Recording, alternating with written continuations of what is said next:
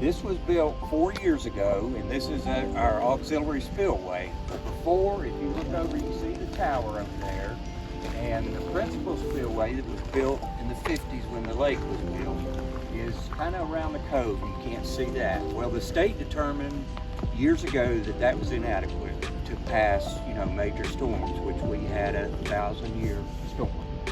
So luckily, we had this in place, and it's set up.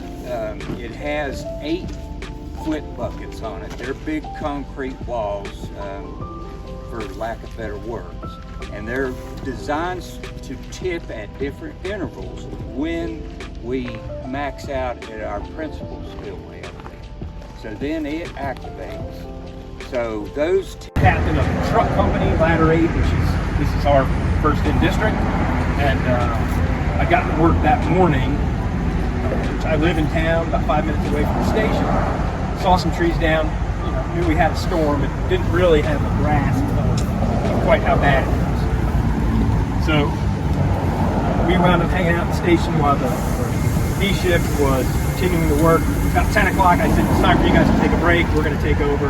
And the first call we got is to this location right here. This is arrival video of coming off the highway right here, because we knew that this was blocked. So that immediately gave me a sense. And so we're standing just below the 8 sign, which is it's a gas station. So at that point, I realized sort of how bad this storm was. Bushes was playing charades with us. He kept trying to motion upstream. And it turns out that his wife was in one of these houses. Got some passport 11, got her and brought her back. While they were there, another house broke free.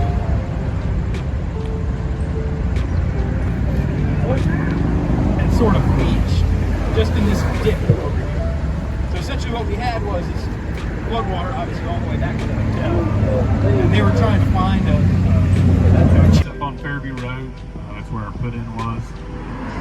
Charlotte Highway. Like I said, we had reports of a victim stuck in a vehicle down there in Estes Trucking. We came down through here, and as we were making this turn on Swananoa River Road, just out of the corner of our eye, we caught a gentleman over here at the gas station. He was standing on top of an ice machine. He probably had 3 or 4 inches left of the ice machine before he was in the water. So obviously we couldn't pass him at that point. So we swung around to come back upstream to grab him. The issue we were running into, which you can see, the water was up even with the bottom of the power lines. And then we had the tree line that borders the True River on our left side. So this channel was very narrow that we had to operate in. And at this point, we were also dodging some transfer trucks and Conex boxes that had let loose up the river from as far up as Loft Branch. Behind that wall, it's the Walgreens right there. So we're probably here 20 feet underwater.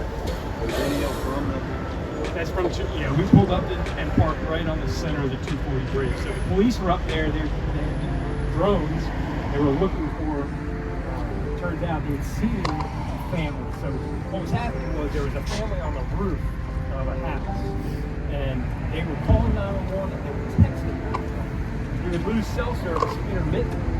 So throughout the course of the day, cell service would kick back on again, those messages would get through, we'd get another dispatch to get down there to 510 Swananoa River Road. So we eventually identified where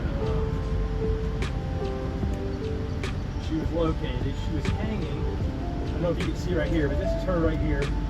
There's 2 Conex boxes that were wedged up against that bridge down there.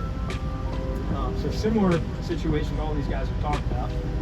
We're floating all these trailers, we're floating U-Haul trucks, propane tanks, trees, anything you can think of. So we're the water was below the AC. So as we were working, it continued to rise probably 3 feet in the hour and a half. We were able to started effecting rescues at 12:45. We worked there until 2 o'clock. When we entered right over here in front of us. First rescue of the day was the gentleman in this white car. He was just sitting in it. We walked over. We ended up walking him out instead of putting him in the boat. Got him out. The river was rising pretty quickly at that point. We also had a Buncombe County ambulance. I don't know why they did what they did.